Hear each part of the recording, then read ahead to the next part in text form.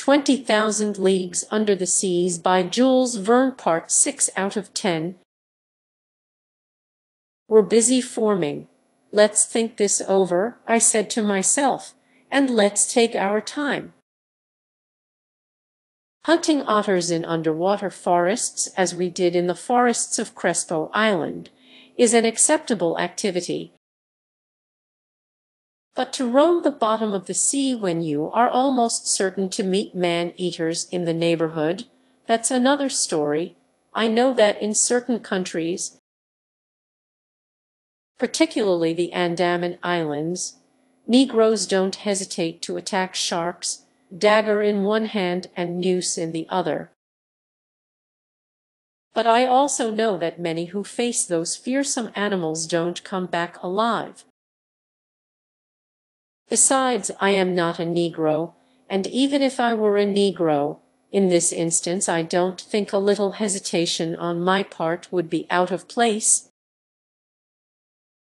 And there I was fantasizing about sharks, envisioning huge jaws armed with multiple rows of teeth and capable of cutting a man in half. I could already feel a definite pain around my pelvic girdle. And how I resented the offhand manner in which the captain had extended his deplorable invitation. You would have thought it was an issue of going into the woods on some harmless fox hunt. Thank heavens, I said to myself, Conseil will never want to come along, and that will be my excuse for not going with the captain. As for Ned Land, I admit I felt less confident of his wisdom. Danger, however great, held a perennial attraction for his aggressive nature. I went back to reading Sir's book, but I leafed through it mechanically. Between the lines I kept seeing fearsome, wide-open jaws. Just then Conseil and the Canadian entered with a calm, even gleeful air. Little did they know what was waiting for them. Ye gods, sir, Ned Land told me. Your Captain Nemo, the devil take him, has just made us a very pleasant proposition. Oh, I said, you know about. With all due respect to Master, Conseil replied, the Nautilus commander has invited us, together with Master, for a visit tomorrow to Ceylon's magnificent pearl fisheries. He did so in the most cordial terms and conducted himself like a true gentleman. He didn't tell you anything else? Nothing, sir, the Canadian replied. He said you should already discuss this little stroll. Indeed, I said, but didn't he give you any details on? Not a one, Mr. Naturalist. You will be going with us, right? Me, why yes, certainly, of course. I can see that you like the idea, Mr. Land. Yes, it will be a really unusual experience, and possibly dangerous, I added in an insinuating tone. Dangerous, Ned Land replied. A simple trip to an oyster bank?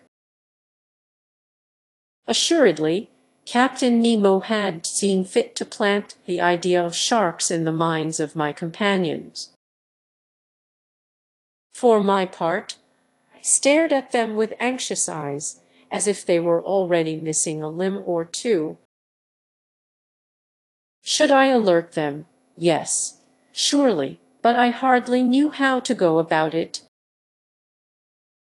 Would Master, Conseil said to me, give us some background on pearl fishing? On the fishing itself, I asked, or on the occupational hazards that? On the fishing, the Canadian replied. Before we tackle the terrain, it helps to be familiar with it. All right, sit down, my friends, and I will teach you everything I myself have just been taught by the Englishman H.C. Sir. Ned and Conseil took seats on a couch, and right off the Canadian said to me, "Sir, just what is a pearl exactly?" "My gallant Ned," I replied, "for poets a pearl is a tear from the sea. For Orientals it's a drop of solidified dew, for the ladies it's a jewel they can wear on their fingers, necks, and ears that's oblong in shape, glassy in luster, and formed from mother of pearl. For chemists it's a mixture of calcium phosphate and calcium carbonate, with a little gelatin protein. And finally, for naturalists it's a simple festering secretion from the organ that produces mother of pearl in certain bivalves." "Branch mollusca," Conseil said, "class Acephala, order Testacea." "Correct, my scholarly Conseil. Now then, those Testacea capable of producing pearls include rainbow abalone, turbo snails, giant clams, and saltwater scallops, briefly, all those that secrete mother of pearl, in other words. That blue, azure, violet, or white substance lining the insides of their valves. Are mussels included too?" the Canadian asked. "Yes, the mussels of certain streams in Scotland, Wales, Ireland, Saxony, Bohemia, and France." "Good," the Canadian replied. "From now on we will pay closer attention to him, but," I went on, "for secreting pearls, the ideal mollusk is the pearl oyster, Meleagrina margaritifera. That valuable shellfish. Pearls result simply from mother of pearl solidifying into a globular shape. Either they stick to the oyster's shell, or they become embedded in the creature's folds. On the valves a pearl sticks fast, on the flesh it lies loose. But its nucleus is always some small hard object, say a sterile egg or a grain of sand, around which the mother of pearl is deposited in thin, concentric layers over several years in succession. "Can one find several pearls in the same oyster?" Conseil asked. "Yes, my boy. There are some shellfish that turn into real jewel coffers. They even mention one oyster, about which I remain dubious, that supposedly contained at least 150 sharks." 150 sharks, Ned Land yelped. "I meant 150 pearls. Sharks wouldn't make sense." "Indeed," Conseil said. "But will Master now tell us how one goes about extracting these pearls?" "One proceeds in several ways, and often, when pearls stick to the valves, fishermen even pull them loose with pliers. But usually the shellfish are spread out on mats made from the esparto grass that covers the beaches. Thus they die in the open air, and by the end of 10 days they've rotted sufficiently. Next, they are immersed in huge tanks of salt water. Then they are opened up and washed. At this point, the sorters begin their twofold task. First, they remove the layers of mother of pearl, which are known in the industry by the names legitimate silver, bastard white, or bastard black, and these are shipped out in cases weighing 125 to 150 kilograms. Then, they remove the oyster's meaty tissue, boil it, and finally strain it in order to extract even the smallest pearls. Do the prices of these pearls differ depending on their size? Conseil asked. Not only on their size, I replied, but also according to their shape, their water in other words, their color and their orient in other words. That dappled, shimmering glow that makes them so delightful to the eye. The finest pearls are called virgin pearls, or paragons. They form in isolation within the mollusk's tissue. They are white, often opaque, but sometimes of opalescent transparency, and usually spherical or pear-shaped.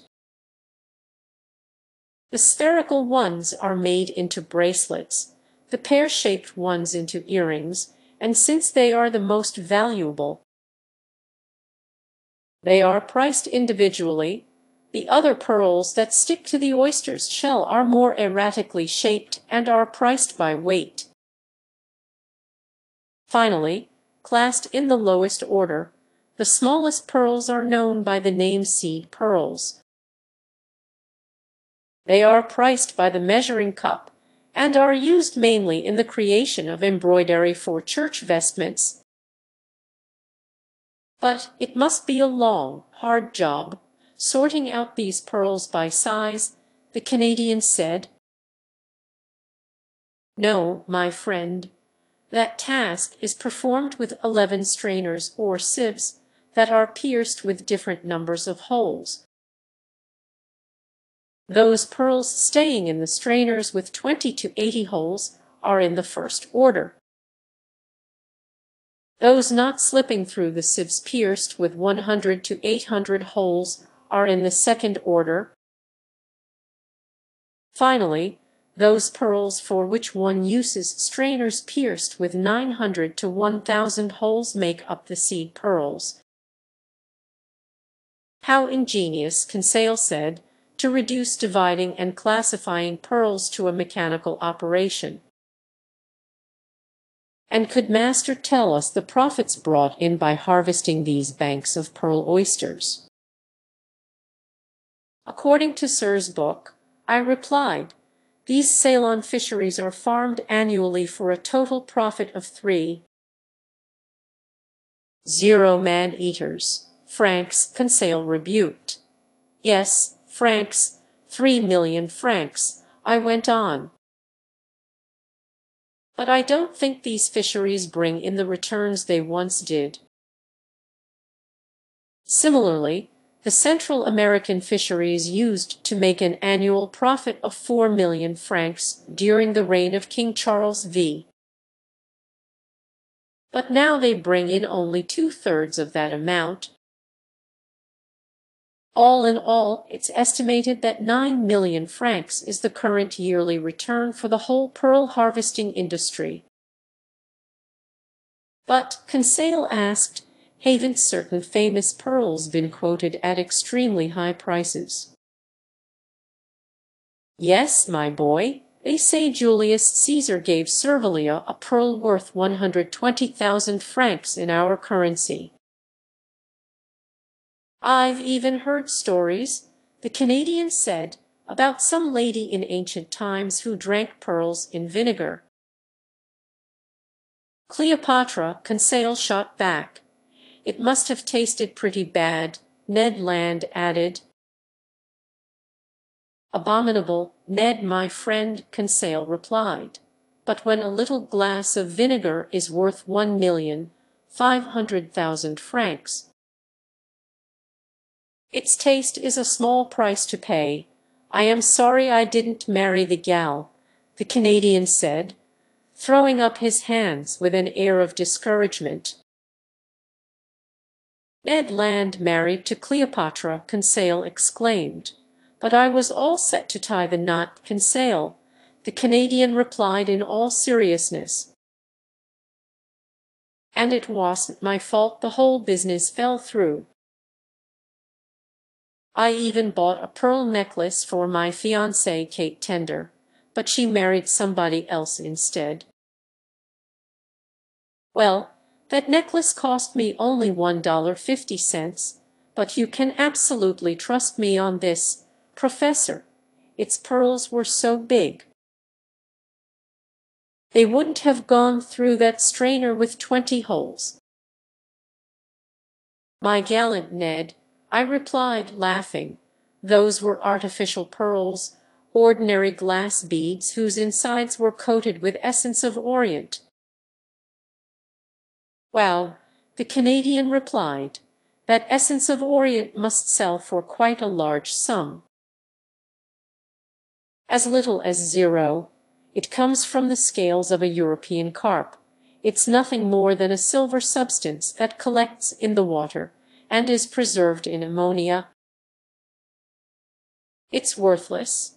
Maybe that's why Kate Tender married somebody else, replied Mr. Land philosophically. But, I said, getting back to pearls of great value, I don't think any sovereign ever possessed one superior to the pearl owned by Captain Nemo. This one, Conseil said, pointing to a magnificent jewel in its glass case. Exactly. And I am certainly not far off when I estimate its value at 2 million. Francs, Conseil said quickly. Yes, I said 2 million francs, and no doubt all it cost our captain was the effort to pick it up. Ha! Ned Land exclaimed. During our stroll tomorrow, who says we won't run into one just like it? Ah, Conseil put in, and why not? What good would a pearl worth millions do us here on the Nautilus? Here, no, Ned Land said. But elsewhere. Oh, elsewhere, Conseil put in, shaking his head. In fact, I said, Mr. Land is right. And if we ever brought back to Europe or America a pearl worth millions, it would make the story of our adventures more authentic and much more rewarding. That's how I see it, the Canadian said. But, said Conseil, who perpetually returned to the didactic side of things, is this pearl fishing ever dangerous? No, I replied quickly, especially if one takes certain precautions. What risks would you run in a job like that? Ned Land said, swallowing a few gulps of salt water. Whatever you say, Ned. Then, trying to imitate Captain Nemo's carefree tone, I asked, by the way, gallant Ned, are you afraid of sharks? Me, the Canadian replied. I am a professional harpooner. It's my job to make a mockery of them. It isn't an issue, I said, of fishing for them with a swivel hook, hoisting them onto the deck of a ship, chopping off the tail with a sweep of the axe, opening the belly, ripping out the heart, and tossing it into the sea. So it's an issue of, yes, precisely, in the water. In the water, ye gods, just give me a good harpoon, you see, sir, these sharks are badly designed. They have to roll their bellies over to snap you up, and in the meantime,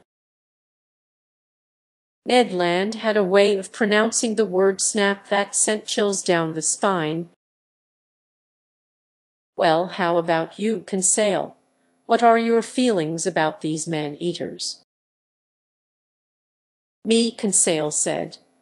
I am afraid I must be frank with Master. Good for you, I thought. If Master faces these sharks, Conseil said, I think his loyal manservant should face them with him.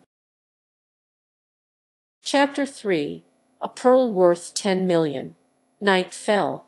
I went to bed. I slept pretty poorly. Man-eaters played a major role in my dreams, and I found it more or less appropriate that the French word for shark, requin, has its linguistic roots in the word requiem. The next day, at 4 o'clock in the morning, I was awakened by the steward whom Captain Nemo had placed expressly at my service. I got up quickly, dressed, and went into the lounge. Captain Nemo was waiting for me. "Professor Aronnax," he said to me, "are you ready to start?" "I am ready. Kindly follow me." "What about my companions, Captain?" "They've been alerted and are waiting for us." "Aren't we going to put on our diving suits?" I asked. "Not yet. I haven't let the Nautilus pull too near the coast, and we are fairly well out from the Mannar oysterbank. But I have the skiff ready, and it will take us to the exact spot where we will disembark, which will save us a pretty long trek. It's carrying our diving equipment, and we will suit up just before we begin our underwater exploring." Captain Nemo took me to the central companionway whose steps led to the platform. Ned and Conseil were there, enraptured with the pleasure trip getting underway. Oars in position, 5 of the Nautilus sailors were waiting for us aboard the skiff, which was moored alongside. The night was still dark. Layers of clouds cloaked the sky and left only a few stars in view. My eyes flew to the side where land lay, but I saw only a blurred line covering 3/4 of the horizon from southwest to northwest. Going up Ceylon's west coast during the night, the Nautilus lay west of the bay, or rather that gulf formed by the mainland and Mannar Island. Under these dark waters there stretched the bank of shellfish, an inexhaustible field of pearls more than 20 miles long. Captain Nemo, Conseil, Ned Land, and I found seats in the stern of the skiff. The longboat's coxswain took the tiller, his 4 companions leaned into their oars. The moorings were cast off and we pulled clear. The skiff headed southward. The oarsmen took their time. I watched their strokes vigorously catch the water, and they always waited 10 seconds before rowing again, following the practice used in most navies. While the longboat coasted, drops of liquid flicked from the oars and hit the dark troughs of the waves, pitter-pattering like splashes of molten lead. Coming from well out, a mild swell made the skiff roll gently, and a few cresting billows lapped at its bow. We were silent. What was Captain Nemo thinking? Perhaps that this approaching shore was too close for comfort, contrary to the Canadians' views, in which it still seemed too far away. As for Conseil, he had come along out of simple curiosity. Near 5:30 the first glimmers of light on the horizon defined the upper lines of the coast with greater distinctness. Fairly flat to the east, it swelled a little toward the south.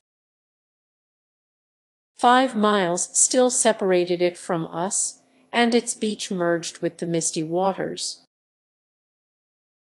Between us and the shore, the sea was deserted. Not a boat, not a diver. Profound solitude reigned over this gathering place of pearl fishermen. As Captain Nemo had commented, we were arriving in these waterways a month too soon. At 6 o'clock the day broke suddenly, with that speed unique to tropical regions, which experience no real dawn or dusk. The sun's rays pierced the cloud curtain gathered on the easterly horizon, and the radiant orb rose swiftly. I could clearly see the shore, which featured a few sparse trees here and there. The skiff advanced toward Manor Island, which curved to the south. Captain Nemo stood up from his thwart and studied the sea. At his signal the anchor was lowered, but its chain barely ran because the bottom lay no more than a meter down. And this locality was one of the shallowest spots near the bank of shellfish. Instantly the skiff wheeled around under the ebb tide's outbound thrust. "Here we are, Professor Aronnax," Captain Nemo then said. "You observe this confined bay. A month from now, in this very place, the numerous fishing boats of the harvesters will gather. And these are the waters their divers will ransack so daringly. This bay is felicitously laid out for their type of fishing. It's sheltered from the strongest winds, and the sea is never very turbulent here, highly favorable conditions for diving work. Now let's put on our underwater suits, and we will begin our stroll." I didn't reply, and while staring at these suspicious waves, I began to put on my heavy aquatic clothes. Helped by the longboat's sailors, Captain Nemo and my two companions suited up as well. None of the Nautilus men were to go with us on this new excursion. Soon we were imprisoned up to the neck in india-rubber clothing, and straps fastened the air devices onto our backs. As for the Ruhmkorff device, it didn't seem to be in the picture. Before inserting my head into its copper capsule, I commented on this to the captain. "Our lighting equipment would be useless to us," the captain answered me. "We won't be going very deep, and the sun's rays will be sufficient to light our way. Besides, it's unwise to carry electric lanterns under these waves. Their brightness might unexpectedly attract certain dangerous occupants of these waterways." As Captain Nemo pronounced these words, I turned to Conseil and Ned Land.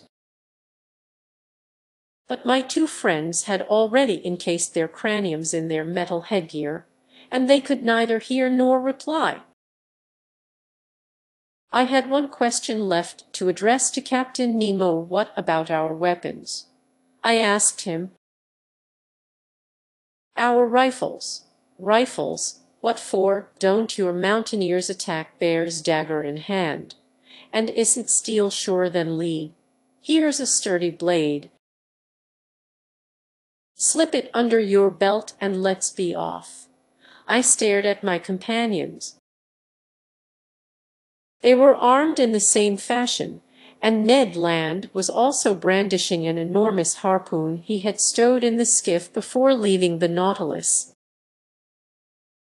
Then, following the captain's example, I let myself be crowned with my heavy copper sphere, and our air tanks immediately went into action. An instant later, the longboat's sailors helped us overboard one after the other, and we set foot on level sand in 1.5 meters of water. Captain Nemo gave us a hand signal. We followed him down a gentle slope and disappeared under the waves.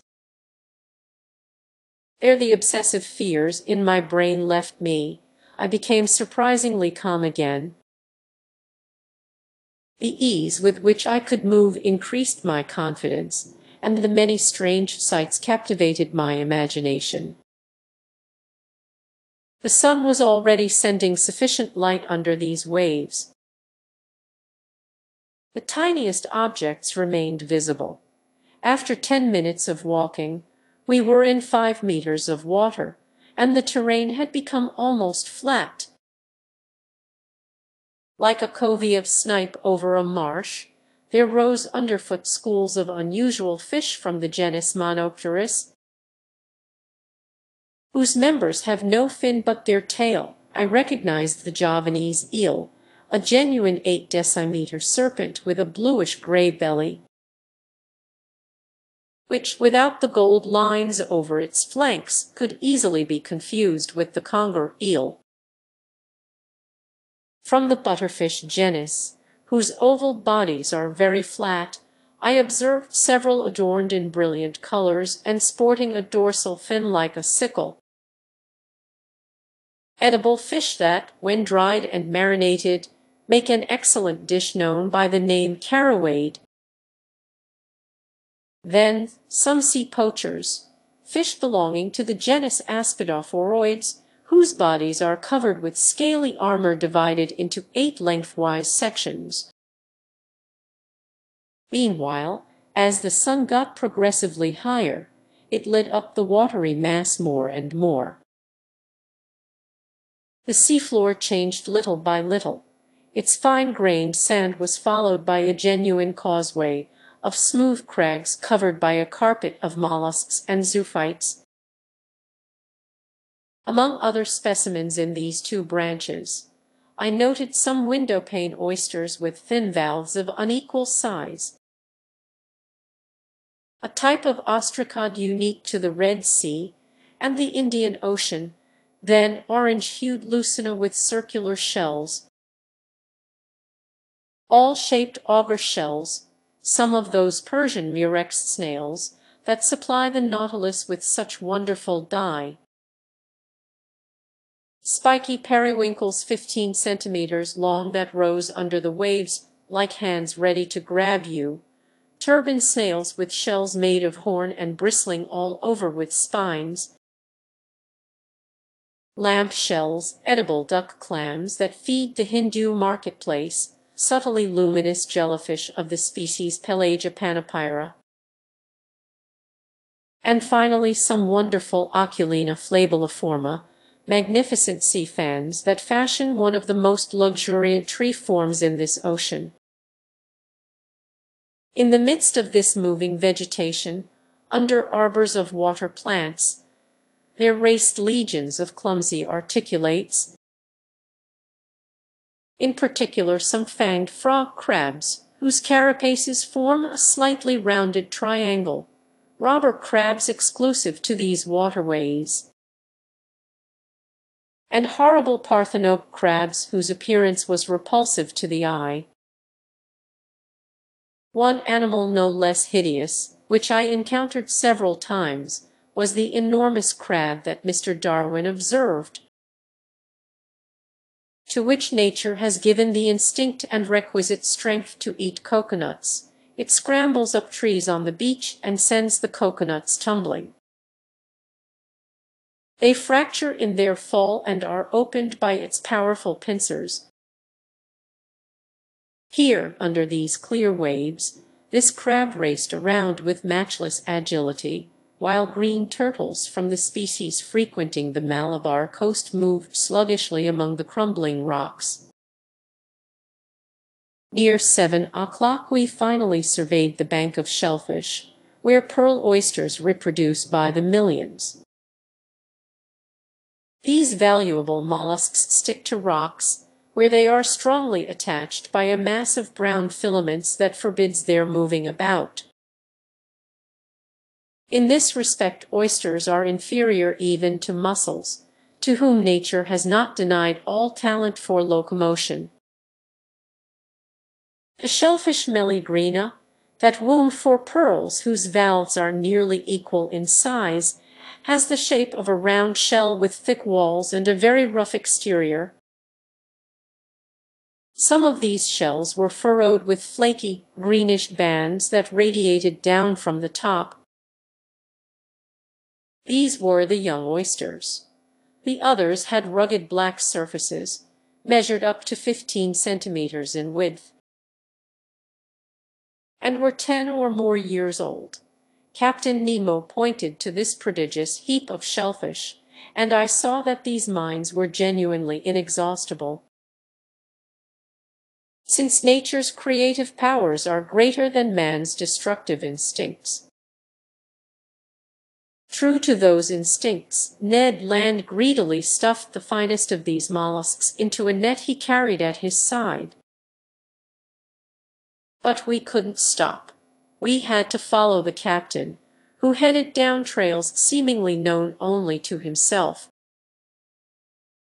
The seafloor rose noticeably, and when I lifted my arms, sometimes they would pass above the surface of the sea,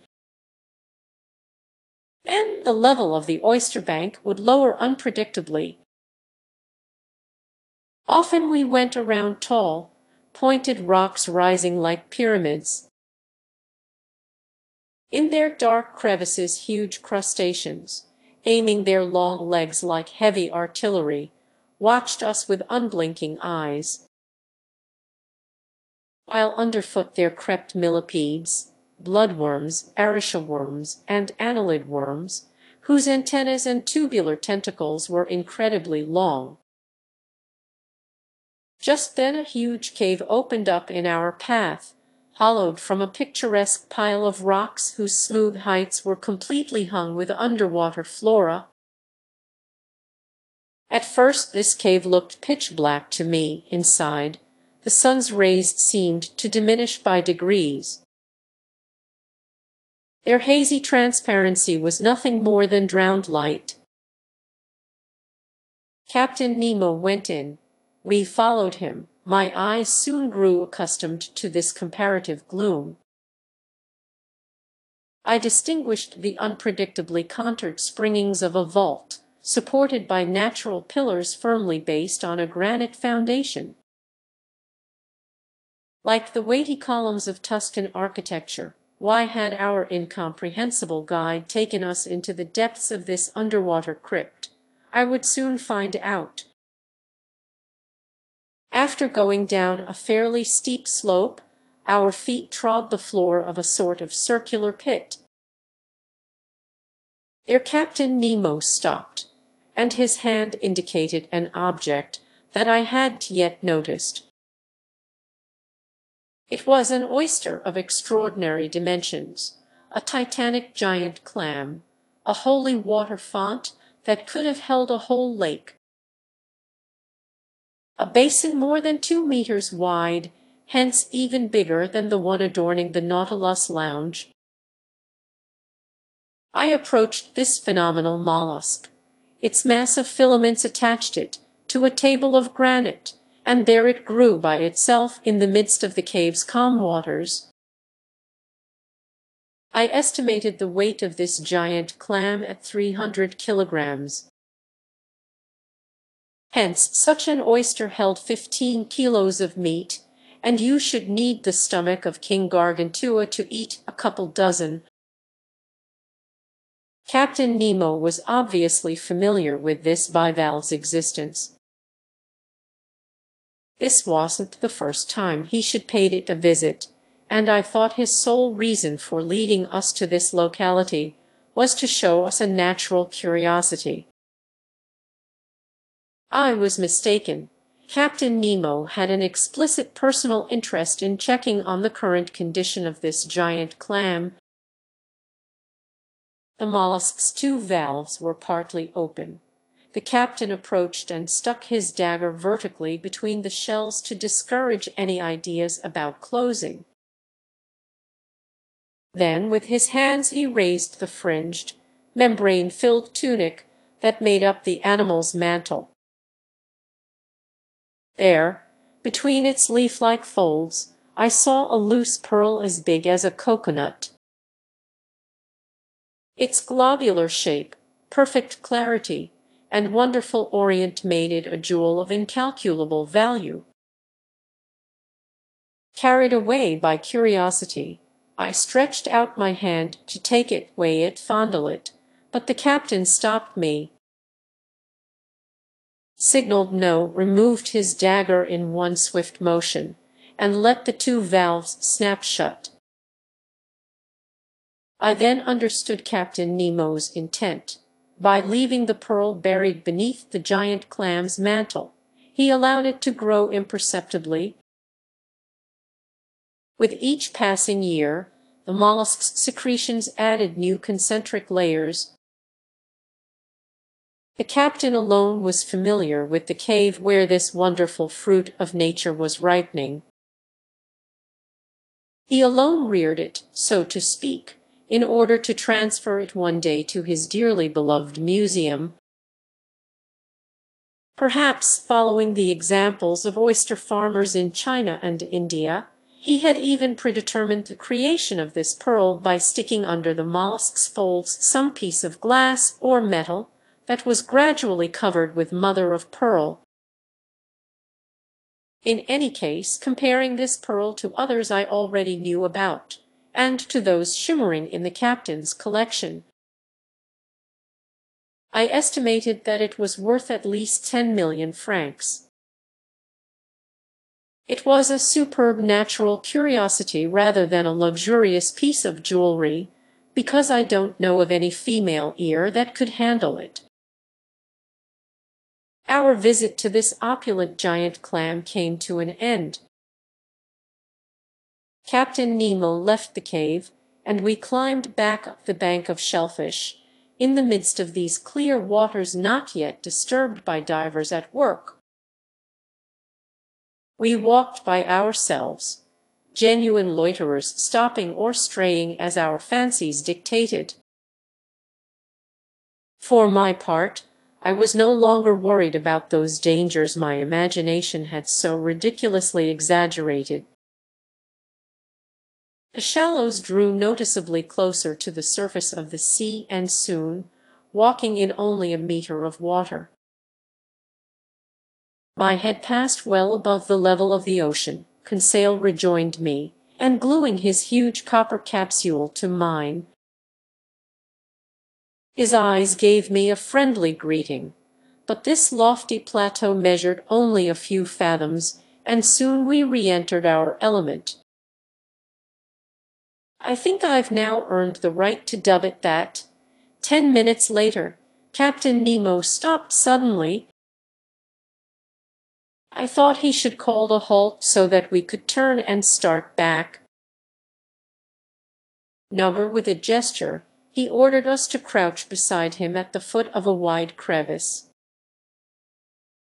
His hand motioned toward a spot within the liquid mass, and I looked carefully. 5 meters away a shadow appeared and dropped to the seafloor. The alarming idea of sharks crossed my mind, but I was mistaken, and once again we didn't have to deal with monsters of the deep. It was a man, a living man, a black Indian fisherman, a poor devil who no doubt had come to gather what he could before harvest time. I saw the bottom of his dinghy, moored a few feet above his head. He would dive and go back up in quick succession, a stone cut in the shape of a sugar loaf, which he gripped between his feet while a rope connected it to his boat, served to lower him more quickly to the ocean floor. This was the extent of his equipment. Arriving on the seafloor at a depth of about 5 meters, he fell to his knees and stuffed his sack with shellfish gathered at random. Then he went back up, emptied his sack, pulled up his stone, and started all over again, the whole process lasting only 30 seconds. This diver didn't see us.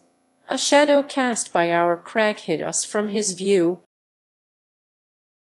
And besides, how could this poor Indian ever have guessed that human beings, creatures like himself, were near him under the waters, eavesdropping on his movements, not missing a single detail of his fishing? So he went up and down several times. He gathered only about 10 shellfish per dive, because he had to tear them from the banks where each clung with its tough mass of filaments. And how many of these oysters, for which he risked his life, would have no pearl in them? I observed him with great care. His movements were systematically executed, and for half an hour no danger seemed to threaten him. So I had gotten used to the sight of this fascinating fishing when all at once, just as the Indian was kneeling on the seafloor, I saw him make a frightened gesture, stand, and gather himself to spring back to the surface of the waves. I understood his fear. A gigantic shadow appeared above the poor diver. It was a shark of huge size, moving in diagonally, eyes ablaze, jaws wide open. I was speechless with horror, unable to make a single movement. With one vigorous stroke of its fins, the voracious animal shot toward the Indian, who jumped aside and avoided the shark's bite, but not the thrashing of its tail, because that tail struck him across the chest and stretched him out on the seafloor. This scene lasted barely a few seconds. The shark returned, rolled over on its back, and was getting ready to cut the Indian in half, when Captain Nemo, who was stationed beside me, suddenly stood up. Then he strode right toward the monster, dagger in hand, ready to fight it at close quarters. Just as it was about to snap up the poor fisherman, the man-eater saw its new adversary, repositioned itself on its belly, and headed swiftly toward him. I can see Captain Nemo's bearing to this day. Bracing himself, he waited for the fearsome man-eater with wonderful composure, and when the latter rushed at him, the captain leaped aside with prodigious quickness, avoided a collision, and sank his dagger into its belly. But that wasn't the end of the story. A dreadful battle was joined. The shark bellowed, so to speak. Blood was pouring into the waves from its wounds. The sea was dyed red, and through this opaque liquid I could see nothing else. Nothing else until the moment when, through a rift in the clouds, I saw the daring captain clinging to one of the animal's fins, fighting the monster at close quarters, belabouring his enemy's belly with stabs of the dagger, yet unable to deliver the deciding thrust. In other words, a direct hit to the heart. In its struggles the man-eater churned the watery mass so furiously, its eddies threatened to knock me over. I wanted to run to the captain's rescue, but I was transfixed with horror, unable to move. I stared, wild-eyed. I saw the fight enter a new phase. The captain fell to the seafloor, toppled by the enormous mass weighing him down. Then the shark's jaws opened astoundingly wide, like a pair of industrial shears, and that would have been the finish of Captain Nemo had not Ned Land, quick as thought, rushed forward with his harpoon and driven its dreadful point into the shark's underside. The waves were saturated with masses of blood. The waters shook with the movements of the man-eater, which thrashed about with indescribable fury. Ned Land hadn't missed his target. This was the monster's death rattle. Pierced to the heart, it was struggling with dreadful spasms whose aftershocks knocked Conseil off his feet. Meanwhile, Ned Land pulled the captain clear, uninjured. The latter stood up, went right to the Indian, quickly cut the rope binding the man to his stone, took the fellow in his arms, and with a vigorous kick of the heel, rose to the surface of the sea. The three of us followed him, and a few moments later, miraculously safe, we reached the fisherman's longboat. Captain Nemo's first concern was to revive this unfortunate man. I wasn't sure he would succeed. I hoped so, since the poor devil hadn't been under very long. But that stroke from the shark's tail could have been his death blow.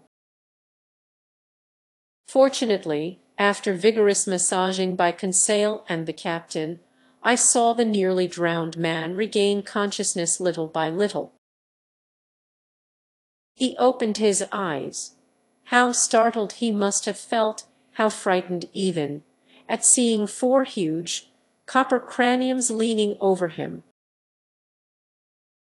And above all, what must he have thought when Captain Nemo pulled a bag of pearls from a pocket in his diving suit and placed it in the fisherman's hands?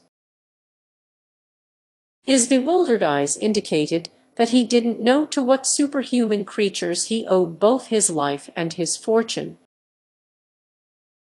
At the captain's signal we returned to the bank of shellfish, and retracing our steps, we walked for half an hour until we encountered the anchor connecting the seafloor with the Nautilus skiff. Back on board, the sailors helped divest us of our heavy copper carapaces. Captain Nemo's first words were spoken to the Canadian. "Thank you, Mr. Land," he told him. "Tit for tat," Captain Ned Land replied.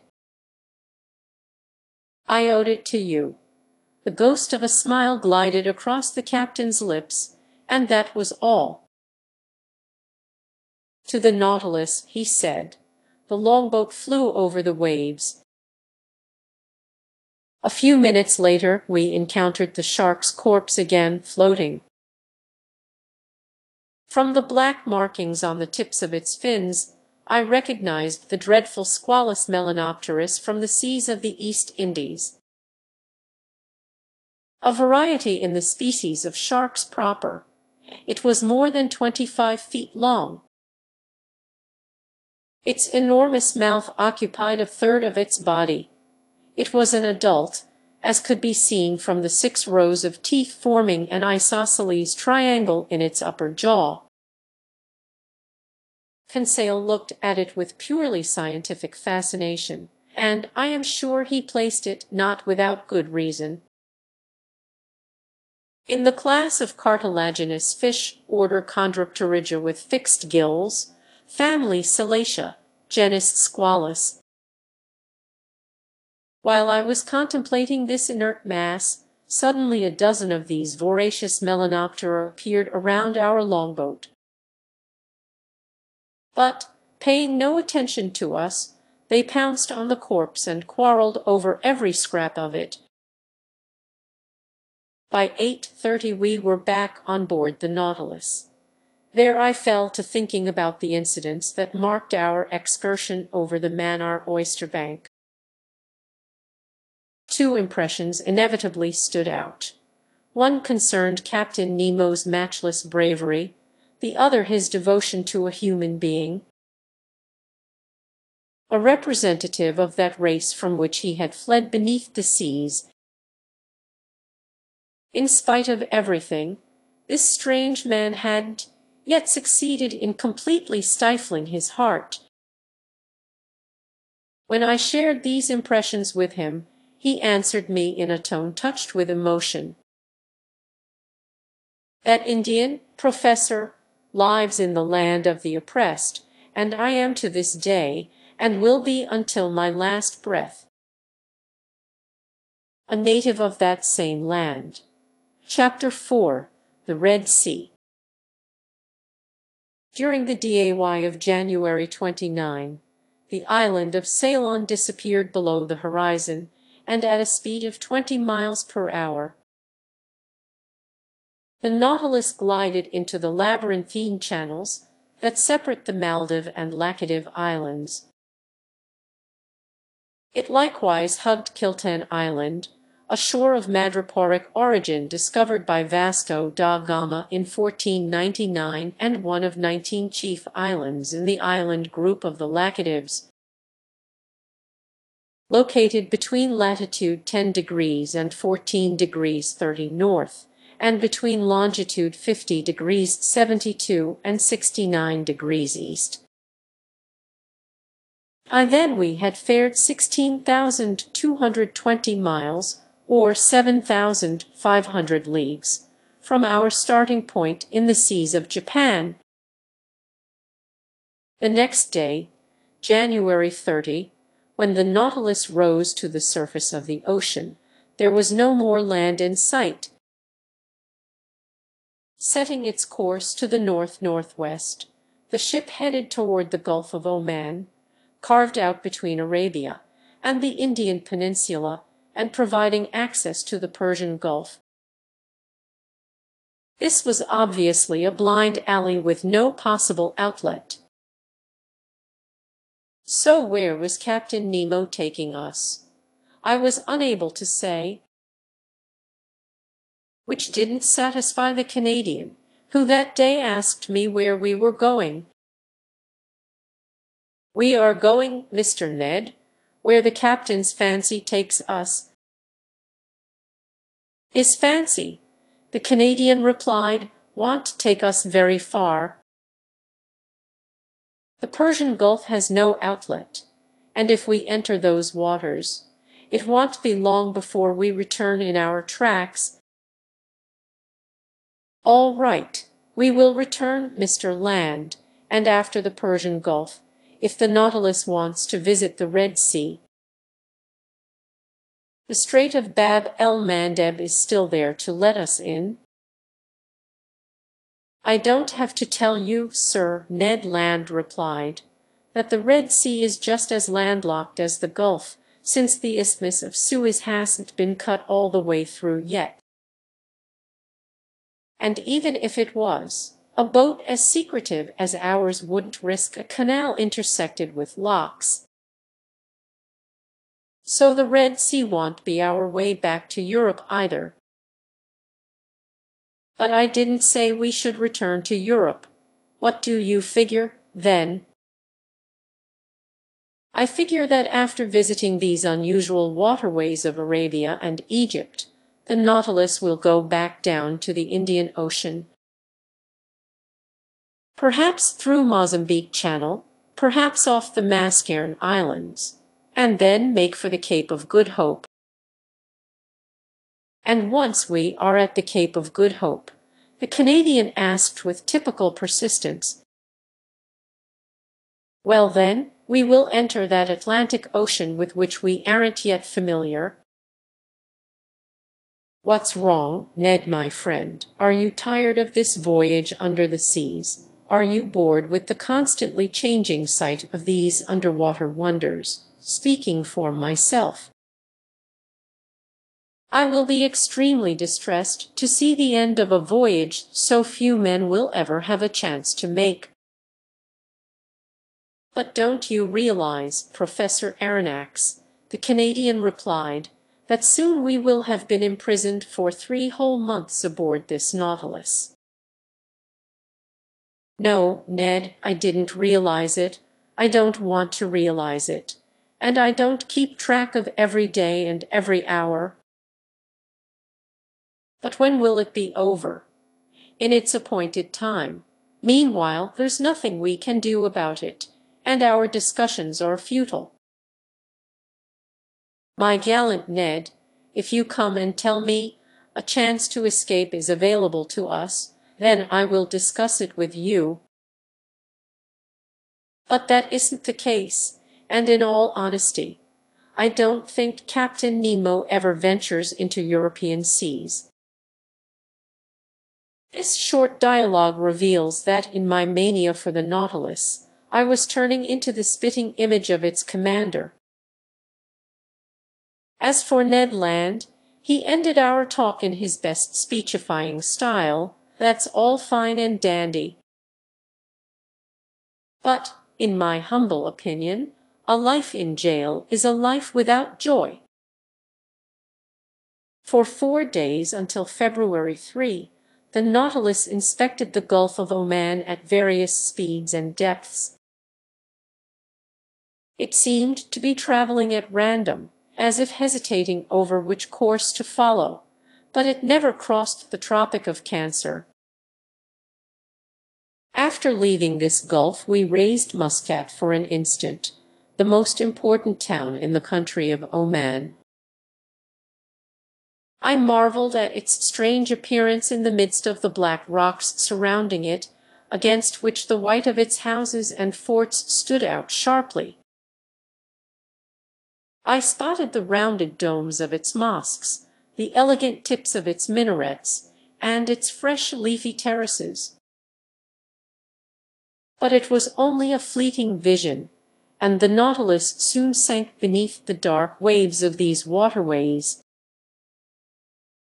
Then our ship went along at a distance of 6 miles from the Arabic coasts of Mara and Hadramaut, their undulating lines of mountains relieved by a few ancient ruins. On February 5 we finally put into the Gulf of Aden, a genuine funnel stuck into the neck of Bab el-Mandeb and bottling these Indian waters in the Red Sea. On February 6 the Nautilus cruised in sight of the city of Aden, perched on a promontory connected to the continent by a narrow isthmus, a sort of inaccessible Gibraltar, whose fortifications the English rebuilt after capturing it in 1839. I glimpsed the octagonal minarets of this town, which used to be one of the wealthiest, busiest commercial centers along this coast. As the Arab historian Idrisi tells it, I was convinced that when Captain Nemo reached this point, he would back out again. But I was mistaken, and much to my surprise, he did nothing of the sort. The next day, February 7, we entered the Strait of Bab el-Mandeb, whose name means Gate of Tears in the Arabic language. 20 miles wide, it's only 52 kilometers long, and with the Nautilus launched at full speed, clearing it was the work of barely an hour. But I didn't see a thing, not even Perim Island, where the British government built fortifications to strengthen Aden's position. There were many English and French steamers ploughing this narrow passageway, liners going from Suez to Bombay, Calcutta, Melbourne, Reunion Island, and Mauritius. Far too much traffic for the Nautilus to make an appearance on the surface. So it wisely stayed in mid-water. Finally, at noon, we were ploughing the waves of the Red Sea. The Red Sea, that great lake so famous in biblical traditions, seldom replenished by rains, fed by no important rivers, continually drained by a high rate of evaporation, its water level dropping 1.5 meters every year, if it were fully landlocked like a lake. This odd gulf might dry up completely. On this score it's inferior to its neighbors, the Caspian Sea and the Dead Sea, whose levels lower only to the point where their evaporation exactly equals the amounts of water they take to their hearts. This Red Sea is 2,600 kilometers long with an average width of 240. In the days of the Ptolemies and the Roman emperors, it was a great commercial artery for the world, and when its isthmus has been cut through, it will completely regain that bygone importance that the Suez railways have already brought back in part. I would not even attempt to understand the whim that induced Captain Nemo to take us into this gulf, but I wholeheartedly approved of the Nautilus entering it. It adopted a medium pace, sometimes staying on the surface, sometimes diving to avoid some ship, and so I could observe both the inside and topside of this highly unusual sea. On February 8, as early as the first hours of daylight, Mocha appeared before us, a town now in ruins, whose walls would collapse at the mere sound of a cannon, and which shelters a few leafy date trees here and there. This once important city used to contain 6 public marketplaces plus 26 mosques and its walls, protected by 14 forts, fashioned a 3-kilometer girdle around it. Then the Nautilus drew near the beaches of Africa, where the sea is considerably deeper.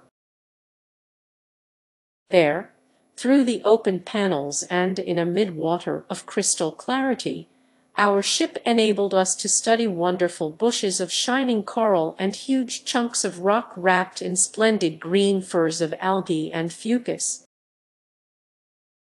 What an indescribable sight, and what a variety of settings and scenery, where these reefs and volcanic islands leveled off by the Libyan coast, but soon the Nautilus hugged the eastern shore, where these tree forms appeared in all their glory.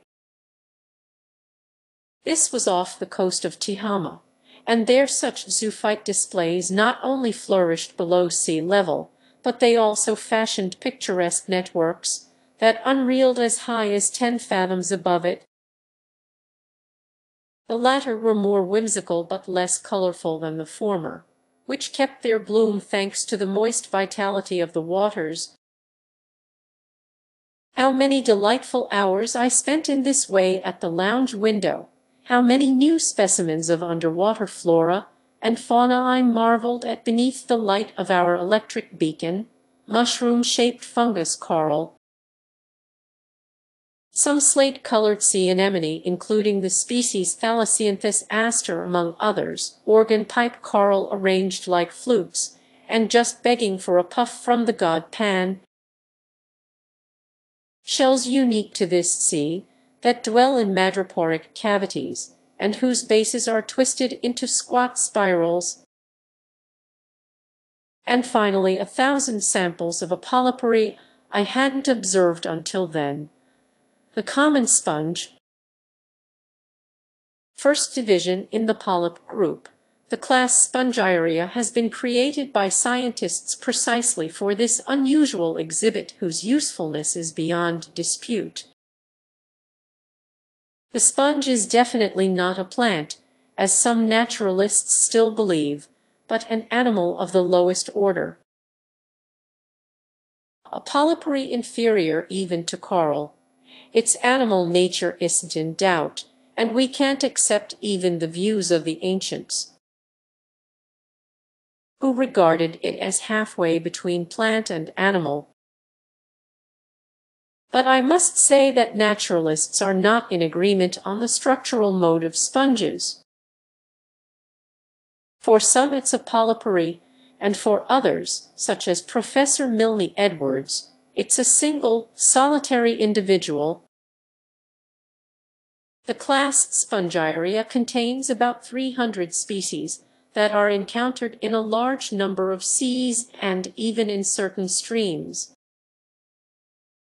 where they've been given the name freshwater sponges.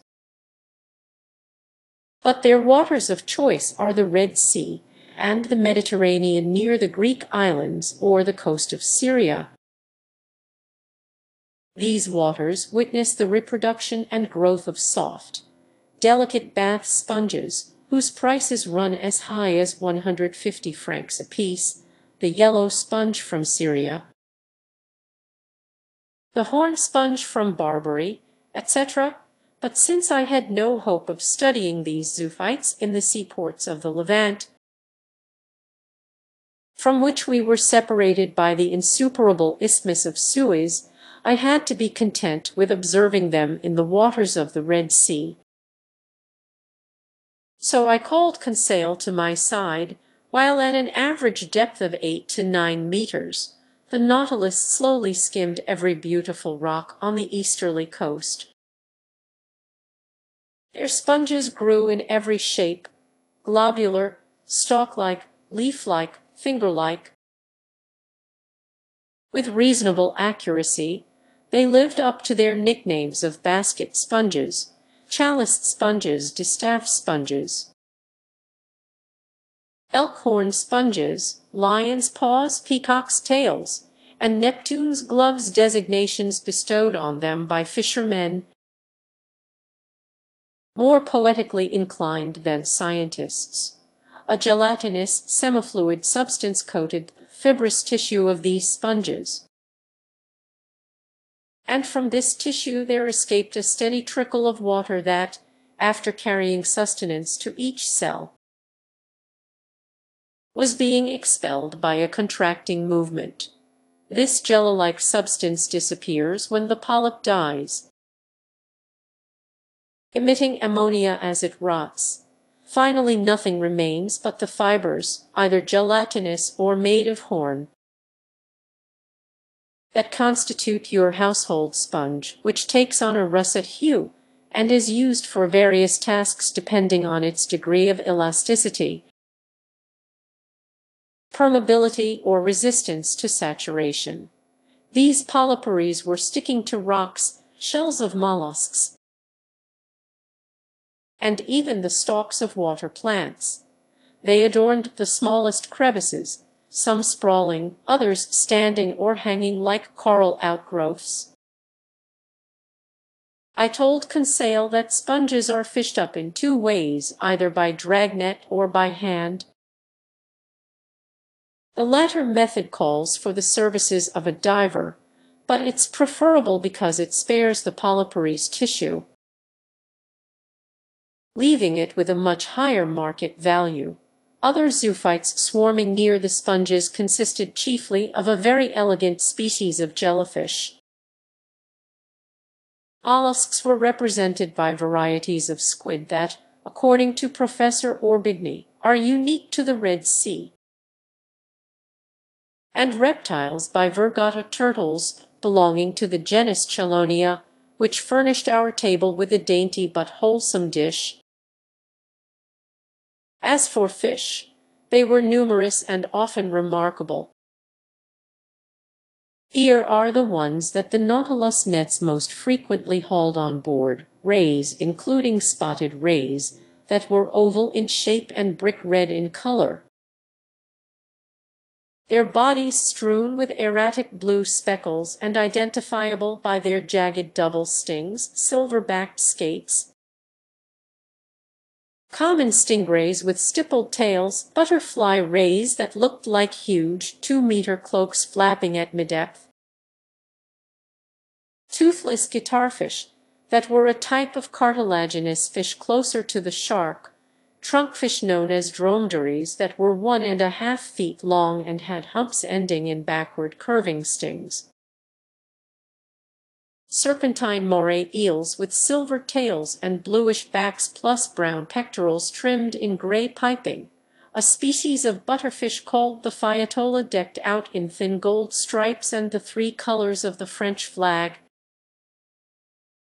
Montague blennies 4 decimeters long, superb jacks handsomely embellished by 7 black crosswise streaks with blue and yellow fins plus gold and silver scales,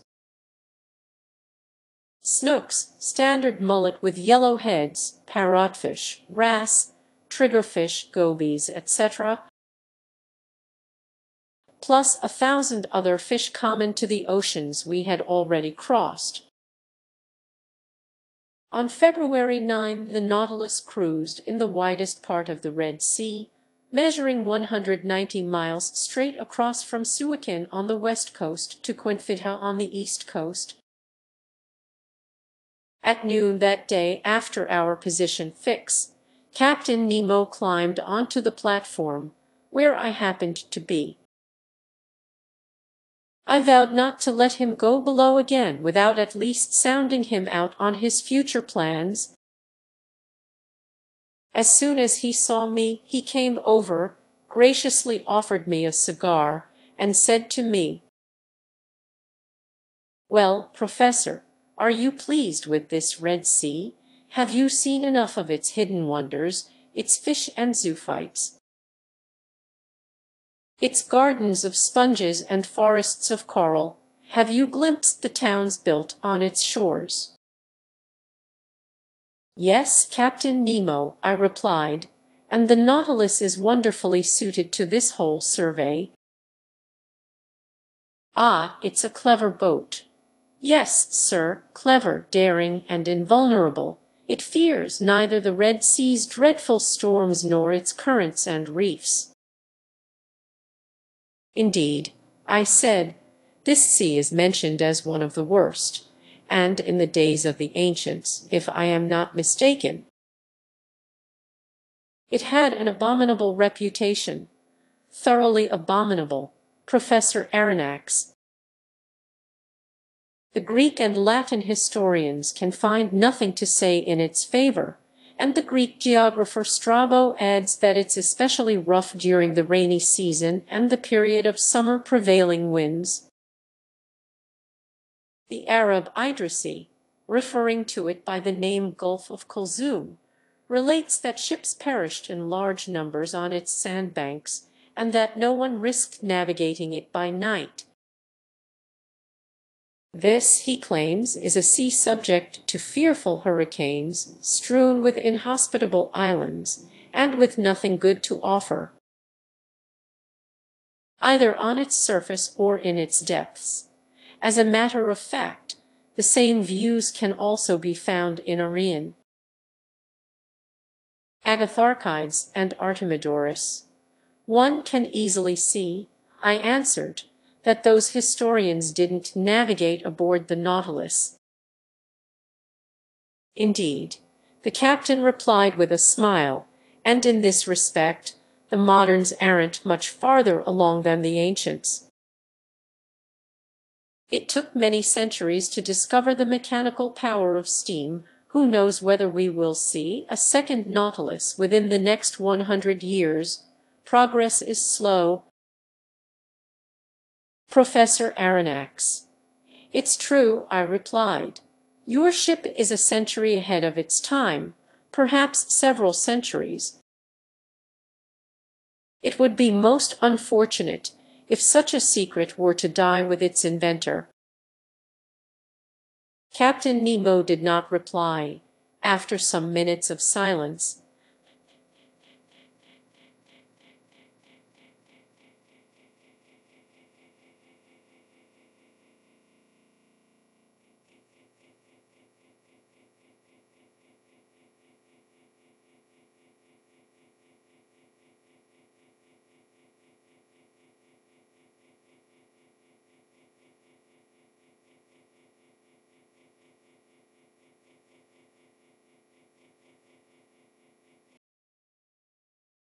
"We were discussing," he said, "the views of ancient historians on the dangers of navigating this Red Sea."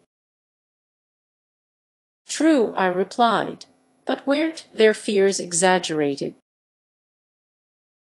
"Yes and no, Professor Aronnax," answered Captain Nemo, who seemed to know his Red Sea by heart.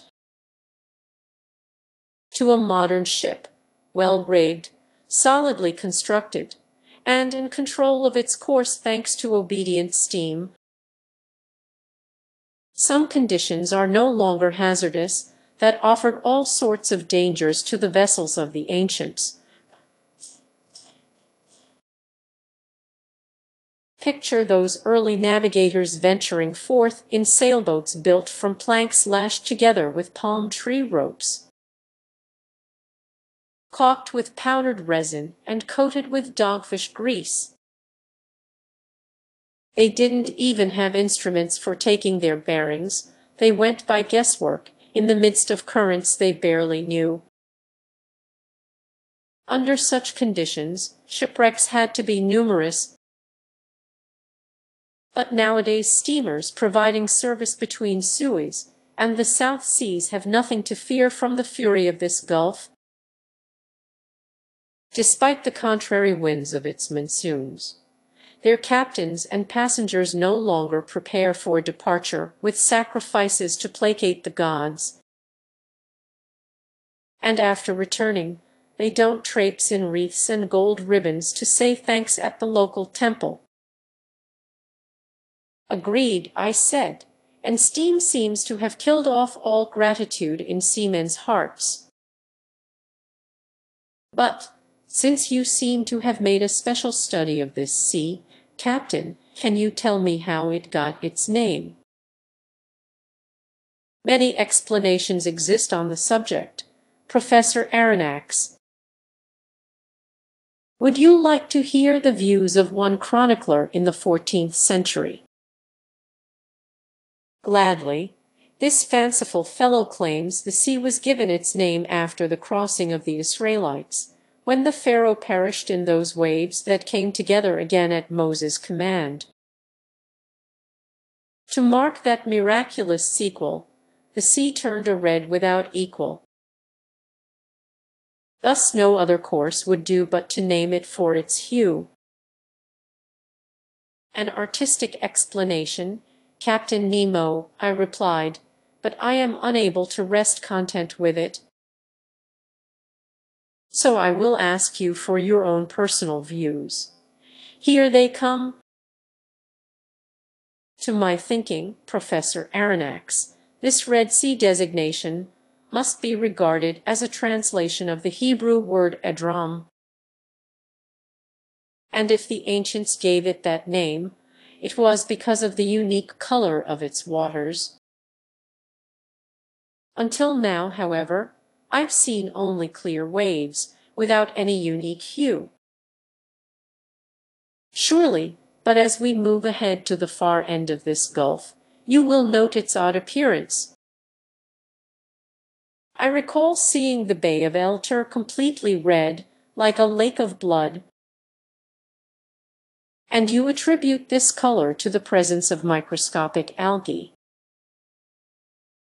Yes, it's a purplish, mucilaginous substance produced by those tiny buds known by the name trichodesmia, 40,000 of which are needed to occupy the space of 1 square millimeter. Perhaps you will encounter them when we reach El Tur. Hence, Captain Nemo, this isn't the first time you've gone through the Red Sea aboard the Nautilus. No, sir. Then, since you've already mentioned the crossing of the Israelites and the catastrophe that befell the Egyptians, I would ask if you've ever discovered any traces under the waters of that great historic event. No, Professor, and for an excellent reason. What's that? It's because that same locality where Moses crossed with all his people is now so clogged with sand, camels can barely get their legs wet. You can understand that my Nautilus wouldn't have enough water for itself. And that locality is, I asked, that locality lies a little above Suez in a sound that used to form a deep estuary when the Red Sea stretched as far as the Bitter Lakes. Now, whether or not their crossing was literally miraculous, the Israelites did cross there in returning to the Promised Land,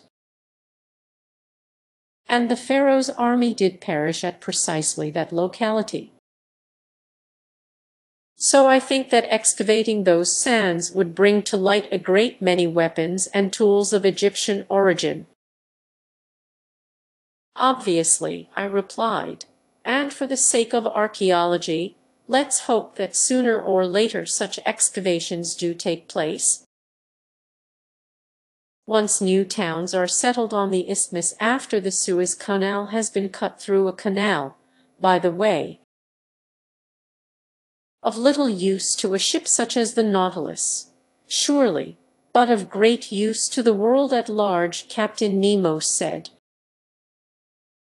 The ancients well understood the usefulness to commerce of connecting the Red Sea with the Mediterranean, but they never dreamed of cutting a canal between the two, and instead they picked the Nile as their link. If we can trust tradition, it was probably Egypt's King Sesostris who started digging the canal needed to join the Nile with the Red Sea. What's certain is that in 615 before Christ, King Necho Roman II was hard at work on a canal that was fed by Nile water and ran through the Egyptian plains opposite Arabia. This canal could be traveled in 4 days, and it was so wide, 2 triple-tiered galleys could pass through it abreast. Its construction was continued by Darius the Great, son of Hystaspes, and probably completed by King Ptolemy Roman II. Strabo saw it used for shipping, but the weakness of its slope between its starting point, near Bubastes, and the Red Sea left it navigable only a few months out of the year. This canal served commerce until the century of Rome's Antonine emperors. It was then abandoned and covered with sand. Subsequently reinstated by Arabia's Caliph Omar I, and finally filled in for good in 761 or 762 A. by Caliph al-Mansur in an effort to prevent supplies from reaching Mohammed ibn Abdullah, who had rebelled against him. During his Egyptian campaign, your General Napoleon Bonaparte discovered traces of this old canal in the Suez Desert. And when the tide caught him by surprise, he well-nigh perished just a few hours before rejoining his regiment at Hajaroth, the very place where Moses had pitched camp 3,300 years before him. Well, Captain, what the ancients hesitated to undertake, Mr. de Lesseps is now finishing up. His joining of these 2 seas will shorten the route from Cadiz to the East Indies by 9,000 kilometers. And he will soon change Africa into an immense island. Yes, Professor Aronnax, and you have every right to be proud of your fellow countrymen. Such a man brings a nation more honor than the greatest commanders, like so many others. He began with difficulties and setbacks, but he triumphed because he has the volunteer spirit. And it's sad to think that this deed, which should have been an international deed, which would have ensured that any administration went down in history, will succeed only through the efforts of one man. So all hail to Mr. de Lesseps. Yes, all hail to that great French citizen, I replied, quite startled by how emphatically Captain Nemo had just spoken. Unfortunately, he went on, I can't take you through that Suez Canal, but the day after tomorrow you will be able to see the long jetties of Port Said when we are in the Mediterranean. In the Mediterranean, I exclaimed. Yes, Professor. Does that amaze you? What amazes me is thinking we will be there the day after tomorrow. Oh, really? Yes, Captain, although since I've been aboard your vessel, I should have formed the habit of not being amazed by anything. But what is it that startles you? The thought of how hideously fast the Nautilus will need to go, if it's to double the Cape of Good Hope, circle around Africa, and lie in the open Mediterranean by the day after tomorrow? And who says it will circle Africa, Professor? What's this talk about doubling the Cape of Good Hope? But unless the Nautilus navigates on dry land and crosses over the isthmus, or under it, Professor Aronnax, under it. Surely, Captain Nemo replied serenely. Under that tongue of land, nature long ago made what man today is making on its surface. What, there's a passageway? Yes, an underground passageway that I've named the Arabian Tunnel. It starts below Suez and leads to the Bay of Pelusium. But isn't that isthmus only composed of quicksand? To a certain depth. But at nearly 50 meters, one encounters a firm foundation of rock. And it's by luck that you discovered this passageway? I asked, more and more startled. Luck plus logic, Professor, and logic even more than luck. Captain, I hear you, but I can't believe my ears. Oh, sir, the old saying still holds good, oris habent et non audient. Not only does this passageway exist, but I've taken advantage of it on several occasions. Without it, I wouldn't have ventured today into such a blind alley as the Red Sea. Latin, they have ears but hear not. Ed, is it indiscreet to ask how you discovered this tunnel? Sir, the captain answered me, there can be no secrets between men who will never leave each other. I ignored this innuendo and waited for Captain Nemo's explanation. Professor, he told me, the simple logic of the naturalist led me to discover this passageway, and I alone am familiar with it. I should noted that in the Red Sea and the Mediterranean there exist a number of absolutely identical species of fish, eels, butterfish, greenfish, bass, jewelfish, flying fish. Certain of this fact, I wondered if there weren't a connection between the two seas. If there were, its underground current had to go from the Red Sea to the Mediterranean simply because of their difference in level. So I caught a large number of fish in the vicinity of Suez. I slipped copper rings around their tails and tossed them back into the sea. A few months later, off the coast of Syria, I recaptured a few specimens of my fish, adorned with their telltale rings. So this proved to me that some connection existed between the two seas. I searched for it with my Nautilus. I discovered it. I ventured into it, and soon, Professor, you also will have cleared my Arabic tunnel. Chapter 5. Arabian Tunnel. The same day, I reported to Conseil and Ned Land that part of the foregoing conversation directly concerning them. When I told them we would be lying in Mediterranean waters within 2 days, Conseil clapped his hands. But the Canadian shrugged his shoulders. An underwater tunnel, he exclaimed. A connection between two seas. Who ever heard of such malarkey? Ned, my friend, Conseil replied, had you ever heard of the Nautilus? No, yet here it is, so don't shrug your shoulders so blithely. And don't discount something with the feeble excuse that you've never heard of it. We will soon see, Ned Land shot back, shaking his head. After all, I should like nothing better than to believe in your captain's little passageway, and may heaven grant it really does take us to the Mediterranean.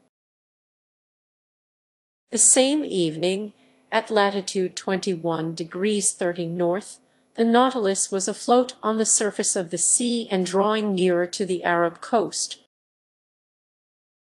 I spotted Jeddah, an important financial center for Egypt, Syria, Turkey, and the East Indies.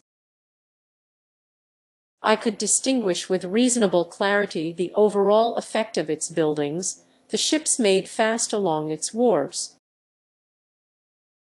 and those bigger vessels whose draft of water required them to drop anchor at the port's offshore mooring.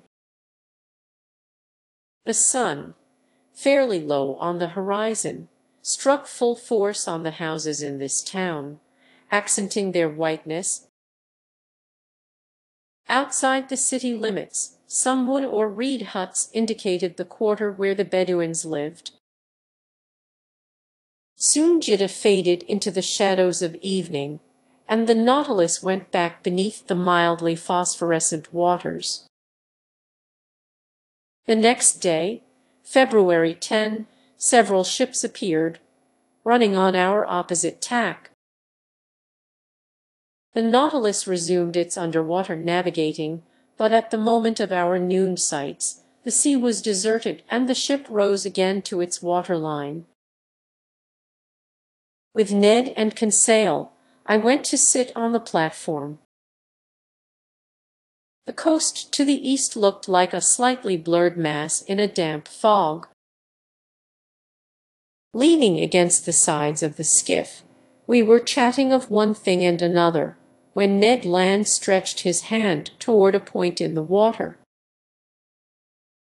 saying to me, "See anything out there, Professor?" "No, Ned," I replied, "but you know I don't have your eyes." "Take a good look," Ned went on. "There, ahead to starboard, almost level with the beacon, don't you see a mass that seems to be moving around?" "Right," I said after observing carefully. "I can make out something like a long, blackish object on the surface of the water." "A second Nautilus," Conseil said. "No," the Canadian replied, "unless I am badly mistaken, that's some marine animal."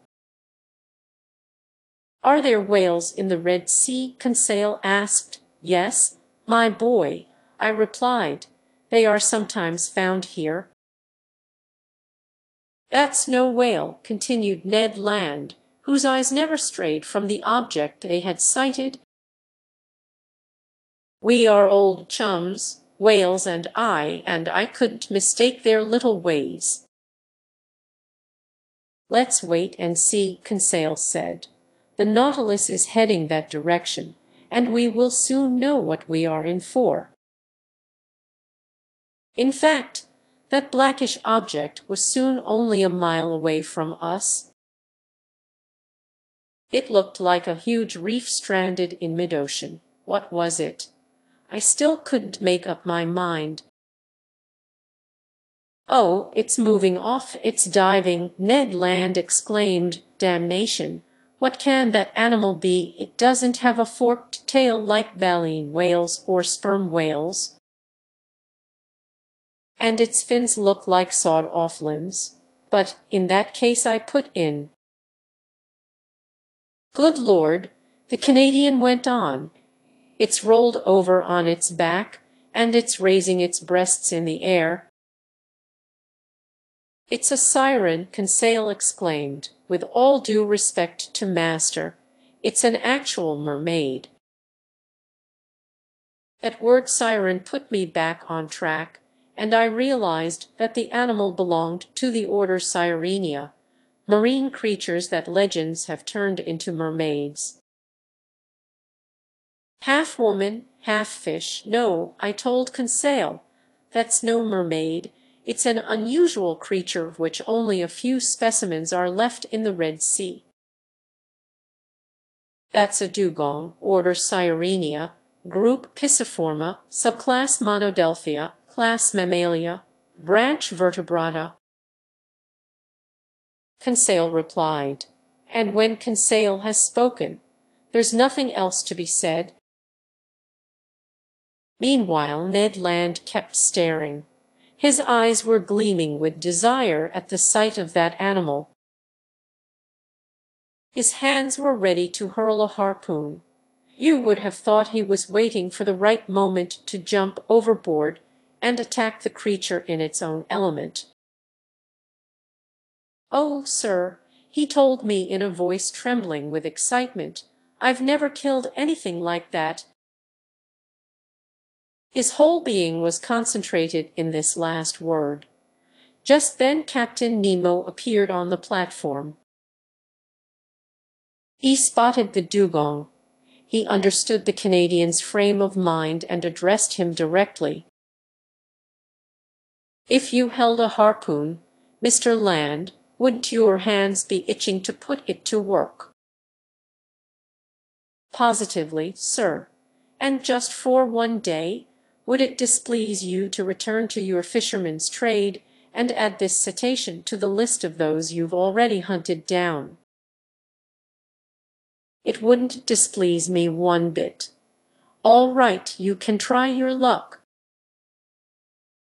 "Thank you, sir," Ned Land replied, his eyes ablaze.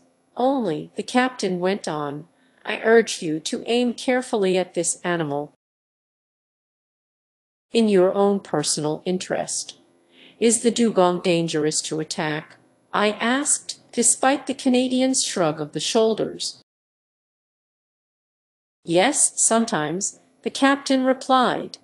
"These animals have been known to turn on their assailants and capsize their longboats.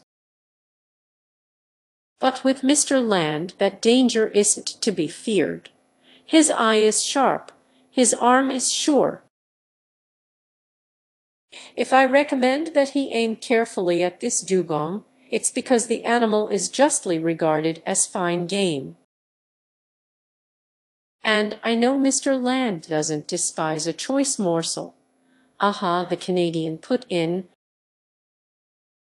"This beast offers the added luxury of being good to eat." "Yes, Mr. Land. Its flesh is actual red meat, highly prized, and set aside throughout Malaysia for the tables of aristocrats.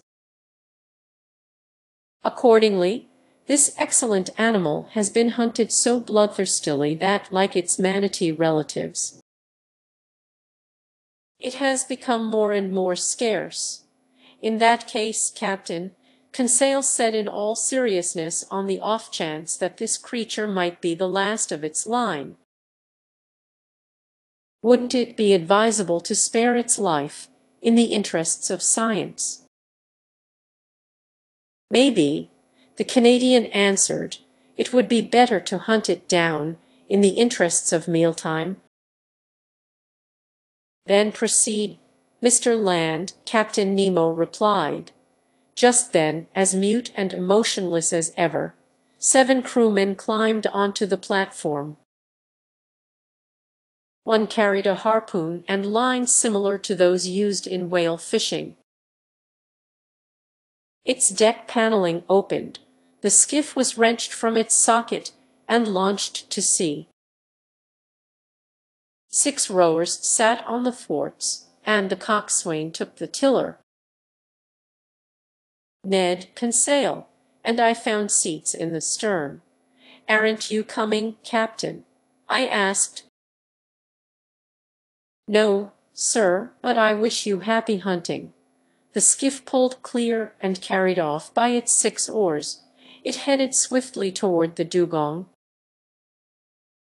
which by then was floating 2 miles from the Nautilus. Arriving within a few cable lengths of the cetacean, our longboat slowed down, and the sculls dipped noiselessly into the tranquil waters. Harpoon in hand, Ned Land went to take his stand in the skiff's bow.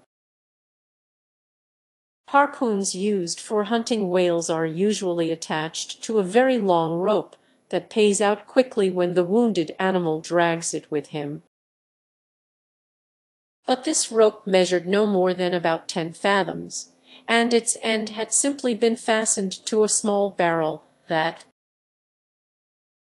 while floating, would indicate the dugong's movements beneath the waters. I stood up and could clearly observe the Canadian's adversary.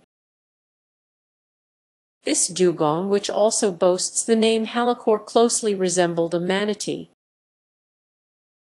Its oblong body ended in a very long caudal fin and its lateral fins in actual fingers.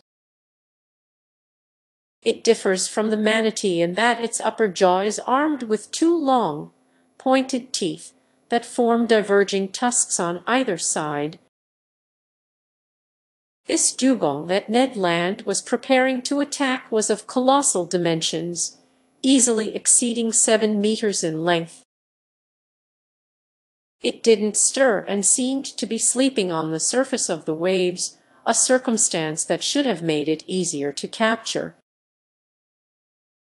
The skiff approached cautiously to within 3 fathoms of the animal.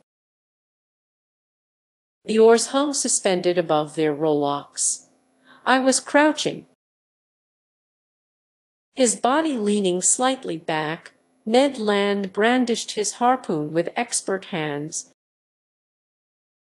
Suddenly a hissing sound was audible, and the dugong disappeared. Although the harpoon had been forcefully hurled, it apparently had hit only water. "Damnation!" exclaimed the furious Canadian. "I missed it." "No," I said, "the animal's wounded. There's its blood, but your weapon didn't stick in its body."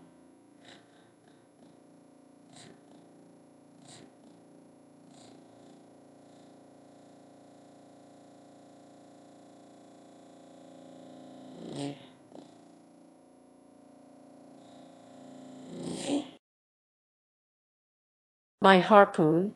Get my harpoon!" Ned Land exclaimed. The sailors went back to their sculling, and the coxswain steered the longboat toward the floating barrel. We fished up the harpoon, and the skiff started off in pursuit of the animal. The latter returned from time to breathe at the surface of the sea. Its wound hadn't weakened it because it went with tremendous speed. Driven by energetic arms, the longboat flew on its trail. Several times we got within a few fathoms of it, and the Canadian hovered in readiness to strike. But then the dugong would steal away with a sudden dive, and it proved impossible to overtake the beast. I will let you assess the degree of anger consuming our impatient Ned Land. He hurled at the hapless animal the most potent swear words in the English language. For my part, I was simply distressed to see this dugong outwit our every scheme. We chased it unflaggingly for a full hour, and I should begun to think it would prove too difficult to capture. When the animal got the untimely idea of taking revenge on us, a notion it would soon have cause to regret, it wheeled on the skiff to assault us in its turn. This maneuver did not escape the Canadian. "Watch out," he said. The coxswain pronounced a few words in his bizarre language, and no doubt he alerted his men to keep on their guard. Arriving within 20 feet of the skiff, the dugong stopped, sharply sniffing the air with its huge nostrils, pierced not at the tip of its muzzle but on its topside.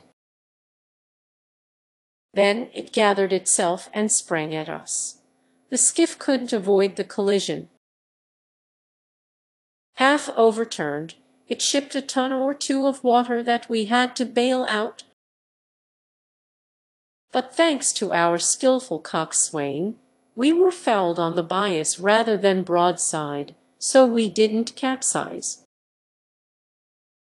Clinging to the stempost, Ned Land thrust his harpoon again and again into the gigantic animal, which embedded its teeth in our gunwale and lifted the longboat out of the water, as a lion would lift a deer.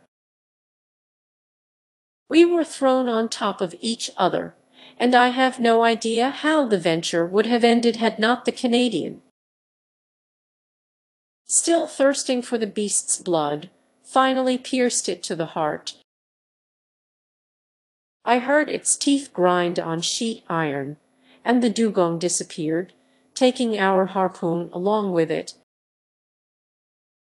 But the barrel soon popped up on the surface, and a few moments later the animal's body appeared and rolled over on its back. Our skiff rejoined it, took it in tow, and headed to the Nautilus. It took pulleys of great strength to hoist this dugong onto the platform. The beast weighed 5,000 kilograms. It was carved up in sight of the Canadian, who remained to watch every detail of the operation. At dinner the same day, my steward served me some slices of this flesh, skillfully dressed by the ship's cook. I found it excellent, even better than veal if not beef. The next morning, February 11, the Nautilus pantry was enriched by more dainty game. A covey of terns alighted on the Nautilus. They were a species of Sterna nilotica unique to Egypt, beak black, head gray and stippled, eyes surrounded by white dots, back, wings and tail grayish, belly and throat white. Feet red. Also caught were a couple dozen Nile duck, superior tasting wild fowl whose neck and crown of the head are white speckled with black. By then the Nautilus had reduced speed. It moved ahead at a saunter, so to speak. I observed that the Red Sea's water was becoming less salty the closer we got to Suez. Near 5 o'clock in the afternoon, we sighted Cape Ras Mohammed to the north. This cape forms the tip of Arabia Petrea, which lies between the Gulf of Suez and the Gulf of Aqaba. The Nautilus entered the Strait of Jubal, which leads to the Gulf of Suez. I could clearly make out a high mountain crowning Ras Mohammed between the two gulfs. It was Mt Horeb, that biblical Mt Sinai on whose summit Moses met God face to face, that summit the mind's eye always pictures as wreathed in lightning. At 6 o'clock, sometimes afloat and sometimes submerged, the Nautilus passed well out from El Tur, which sat at the far end of a bay whose waters seemed to be dyed red. As Captain Nemo had already mentioned, then night fell in the midst of a heavy silence occasionally broken by the calls of pelicans and nocturnal birds, by the sound of surf chafing against rocks, or by the distant moan of a steamer churning the waves of the Gulf with noisy blades. From 8 to 9 o'clock, the Nautilus stayed a few meters beneath the waters. According to my calculations, we had to be quite close to Suez. Through the panels in the lounge, I spotted rocky bottoms brightly lit by our electric rays. It seemed to me that the strait was getting narrower and narrower. At 9:15, when our boat returned to the surface, I climbed onto the platform. I was quite impatient to clear Captain Nemo's tunnel, couldn't sit still, and wanted to breathe the fresh night air. Soon, in the shadows, I spotted a pale signal light glimmering a mile away, half discolored by mist. "A floating lighthouse," said someone next to me. I turned and discovered the captain. "That's the floating signal light of Suez," he went on. "It won't be long before we reach the entrance to the tunnel. It can't be very easy to enter it. No, sir. Accordingly, I am in the habit of staying in the pilot-house and directing maneuvers myself. And now, if you will kindly go below, Professor Aronnax, the Nautilus is about to sink beneath the waves, and it will only return to the surface after we've cleared the Arabian Tunnel." I followed Captain Nemo, the hatch closed, the ballast tanks filled with water, and the submersible sank some 10 meters down. Just as I was about to repair to my stateroom, the captain stopped me. "Professor," he said to me, "would you like to go with me to the wheelhouse?" I was afraid to ask, I replied. "Come along, then. This way. You will learn the full story about this combination underwater and underground navigating." Captain Nemo led me to the central companionway. In mid-stair he opened a door, went along the upper gangways, and arrived at the wheelhouse, which, as you know, stands at one end of the platform. It was a cabin measuring 6 feet square and closely resembling those occupied by the helmsmen of steamboats on the Mississippi or Hudson rivers. In the center stood an upright wheel geared to rudder cables running to the Nautilus' stern. Set in the cabin's walls were 4 deadlights, windows of biconvex glass that enabled the man at the helm to see in every direction. The cabin was dark, but my eyes soon grew accustomed to its darkness, and I saw the pilot, a muscular man whose hands rested on the pegs of the wheel. Outside, the sea was brightly lit by the beacon shining behind the cabin at the other end of the platform. "Now," Captain Nemo said, "let's look for our passageway." Electric wires linked the pilot house with the engine room, and from this cabin the captain could simultaneously signal heading and speed to his Nautilus. He pressed a metal button, and at once the propeller slowed down significantly. I stared in silence at the high, sheer wall we were skirting just then, the firm base of the sandy mountains on the coast. For an hour we went along it in this fashion, staying only a few meters away. Captain Nemo never took his eyes off the 2 concentric circles of the compass hanging in the cabin.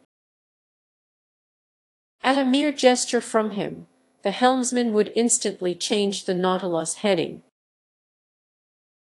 Standing by the port deadlight, I spotted magnificent coral substructures, zoophytes, algae, and crustaceans with enormous quivering claws that stretched forth from crevices in the rock. At 10:15, Captain Nemo himself took the helm. Dark and deep, a wide gallery opened ahead of us. The Nautilus was brazenly swallowed up. Strange rumblings were audible along our sides. It was the water of the Red Sea, hurled toward the Mediterranean by the tunnel's slope. Our engines tried to offer resistance by churning the waves with propeller in reverse, but the Nautilus went with the torrent. As swift as an arrow, along the narrow walls of this passageway, I saw only brilliant streaks, hard lines, fiery furrows, all scrawled by our speeding electric light. With my hand I tried to curb the pounding of my heart. At 10:35, Captain Nemo left the steering wheel and turned to me. "The Mediterranean," he told me, in less than 20 minutes, swept along by the torrent. The Nautilus had just cleared the Isthmus of Suez. Chapter 6. The Greek Islands. At sunrise the next morning, February 12, the Nautilus rose to the surface of the waves. I rushed onto the platform. The hazy silhouette of Pelusium was outlined 3 miles to the south. A torrent had carried us from one sea to the other, but although that tunnel was easy to descend, going back up must have been impossible. Near 7 o'clock Ned and Conseil joined me. Those 2 inseparable companions had slept serenely, utterly unaware of the Nautilus' feat. "Well, Mr. Naturalist," the Canadian asked in a gently mocking tone, "and how about that Mediterranean?" "We are floating on its surface, Ned, my friend," what Conseil put in. "Last night." "Yes, last night. In a matter of minutes, we cleared that insuperable isthmus." "I don't believe a word of it," the Canadian replied. "And you are in the wrong, Mr. Land," I went on. "That flat coastline curving southward is the coast of Egypt." "Tell it to the Marines, sir," answered the stubborn Canadian. "But if master says so," Conseil told him, "then so be it." "What's more, Ned," I said, "Captain Nemo himself did the honors in his tunnel, and I stood beside him in the pilot house while he steered the Nautilus through that narrow passageway." "You hear, Ned," Conseil said. "And you, Ned, who have such good eyes," I added, "you can spot the jetties of Port Said stretching out to sea." The Canadian looked carefully. "Correct," he said. "You are right, Professor. And your captain's a Superman." "We are in the Mediterranean. Fine. So now let's have a chat about our little doings, if you please, but in such a way that nobody overhears." I could easily see what the Canadian was driving at. In any event, I thought it best to let him have his chat, and we all three went to sit next the beacon, where we were less exposed to the damp spray from the bellows. "Now, Ned, we are all ears," I said. "What have you to tell us?" "What I've got to tell you is very simple," the Canadian replied. "We are in Europe, and before Captain Nemo's whims take us deep into the polar seas or back to Oceania, I say we should leave this Nautilus." I confess that such discussions with the Canadian always baffled me. I didn't want to restrict my companion's freedom in any way, and yet I had no desire to leave Captain Nemo. Thanks to him and his submersible, I was finishing my undersea research by the day, and I was rewriting my book on the great ocean depths in the midst of its very element. Would I ever again have such an opportunity to observe the ocean's wonders? Absolutely not. So I couldn't entertain this idea of leaving the Nautilus before completing our course of inquiry. "Ned, my friend," I said, "answer me honestly. Are you bored with this ship? Are you sorry that fate has cast you into Captain Nemo's hands?" The Canadian paused for a short while before replying. Then, crossing his arms, "Honestly," he said, "I am not sorry about this voyage under the seas. I will be glad to have done it, but in order to have done it, it has to finish.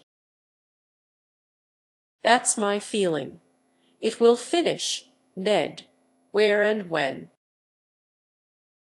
"Where? I don't know when. I can't say, or, rather, I suppose it will be over when these seas have nothing more to teach us. Everything that begins in this world must inevitably come to an end." "I think as master does," Conseil replied, "and it's extremely possible that after crossing every sea on the globe, Captain Nemo will bid the three of us a fond farewell." "Bid us a fond farewell?" the Canadian exclaimed. "You mean beat us to a fare thee well?" "Let's not exaggerate, Mr. Land," I went on. "We have nothing to fear from the captain, but neither do I share Conseil's views. We are privy to the Nautilus' secrets, and I don't expect that its commander, just to set us free, will meekly stand by while we spread those secrets all over the world.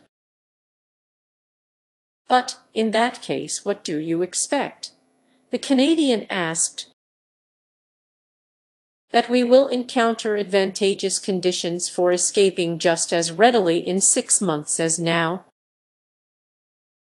Great Scott, Ned Land put in. And where, if you please, will we be in 6 months, Mr. Naturalist? Perhaps here, perhaps in China. You know how quickly the Nautilus moves. It crosses oceans like swallows cross the air or express trains continents. It doesn't fear heavily traveled seas. Who can say it won't hug the coasts of France, England, or America, where an escape attempt could be carried out just as effectively as here? Professor Aronnax, the Canadian replied, your arguments are rotten to the core. You talk way off in the future. We will be here. We will be there, me. I am talking about right now. We are here. And we must take advantage of it. I was hard-pressed by Ned Land's common sense, and I felt myself losing ground. I no longer knew what arguments to put forward on my behalf. Sir, Ned went on, let's suppose that by some impossibility, Captain Nemo offered your freedom to you this very day. Would you accept? I don't know, I replied. And suppose he adds that this offer he's making you today won't ever be repeated. Then would you accept? I did not reply. And what thinks our friend Conseil? Ned Land asked. Your friend Conseil, the fine lad replied serenely, has nothing to say for himself. He's a completely disinterested party on this question. Like his master, like his comrade Ned, he's a bachelor. Neither wife, parents, nor children are waiting for him back home. He's in master's employ, he thinks like master, he speaks like master, and much to his regret, he can't be counted on to form a majority. Only 2 persons face each other here, master on one side, Ned Land on the other. That said, your friend Conseil is listening, and he's ready to keep score. I couldn't help smiling as Conseil wiped himself out of existence. Deep down, the Canadian must have been overjoyed at not having to contend with him. Then, Sir, Ned Land said, since Conseil is no more, we will have this discussion between just the 2 of us. I've talked, you've listened. What's your reply? It was obvious that the matter had to be settled, and evasions were distasteful to me. Ned, my friend, I said, here's my reply. You have right on your side, and my arguments can't stand up to yours. It will never do to count on Captain Nemo's benevolence. The most ordinary good sense would forbid him to set us free. On the other hand, good sense decrees that we take advantage of our first opportunity to leave the Nautilus. Fine, Professor Aronnax, that's wisely said. But one proviso, I said, just one. The opportunity must be the real thing. Our first attempt to escape must succeed, because if it misfires, we won't get a second chance, and Captain Nemo will never forgive us. That's also well put, the Canadian replied.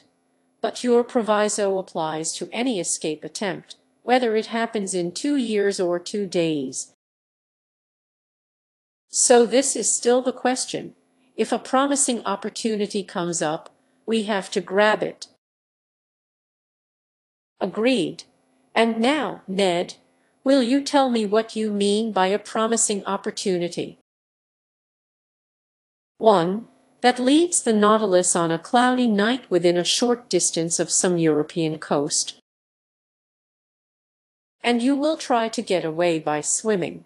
Yes, if we are close enough to shore and the ship's afloat on the surface.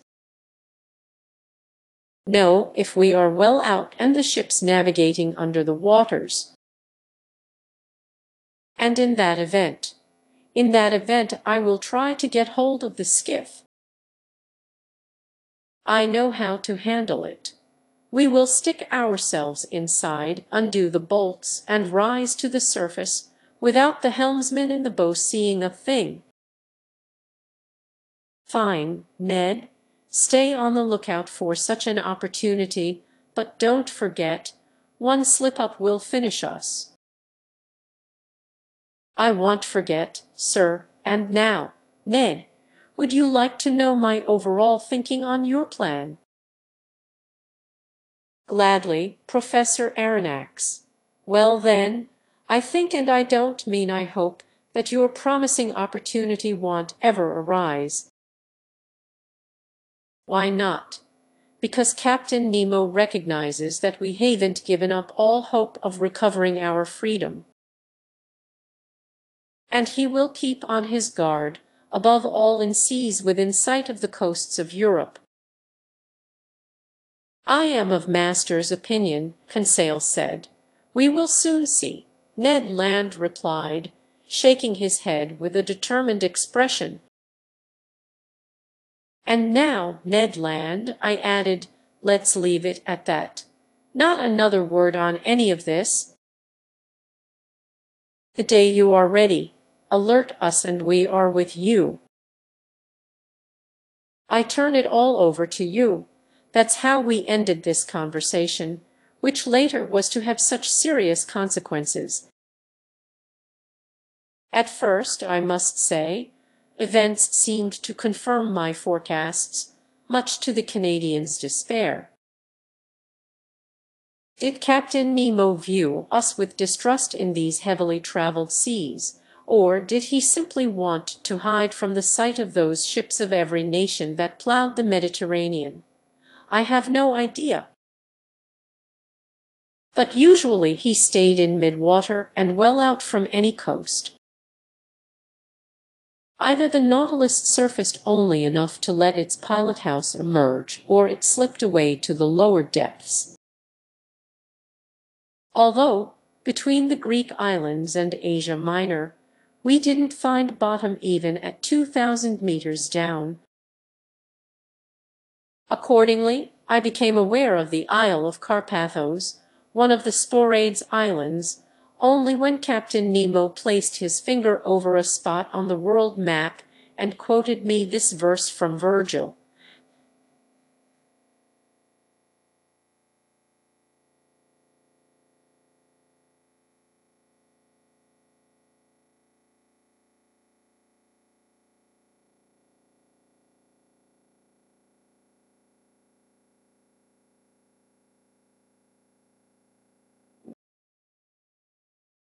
Est in Carpathio Neptuni Gurgite Vates, Caeruleus Proteus. Latin, there in King Neptune's domain by Carpathos, his spokesman / azure-hued Proteus. It was indeed that bygone abode of Proteus, the old shepherd of King Neptune's flocks, an island located between Rhodes and Crete.